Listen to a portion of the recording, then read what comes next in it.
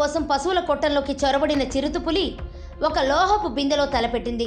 ఆ బిందెలో తినడానికి ఏమైనా ఉందనుకుని తలపెట్టిందో ఏమో తెలియదు, కానీ ఆ తర్వాత ఆ చిరుత నరకం చూసింది. చిరుత తల ఆ బిందెలో ఇరుక్కుపోయింది. లోహపు బిందె కావడంతో ఆ బరువును మోయలేక ఎటు పోవాలో పాలుపోక ఒక గోడ పక్కన కదలకుండా అలాగే ఉండిపోయింది.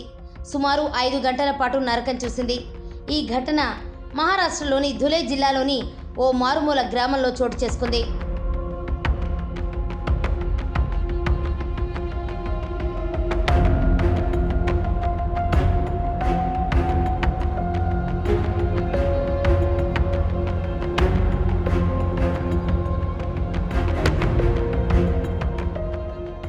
తన పశువుల కొట్టంలో చిరుతపులిని చూసిన రైతు వెంటనే గ్రామస్తుల సహాయంతో అటవీ శాఖ అధికారులకు సమాచారం ఇచ్చారు.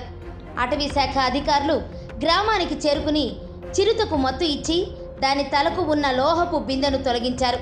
ఆ తర్వాత దాన్ని బోనులో బంధించారు. ఈ చిరుతను దట్టమైన అటవీ ప్రాంతంలో వదిలిపెడతామని ఫారెస్ట్ రేంజ్ ఆఫీసర్ సవితా సోనవానే వెల్లడించారు.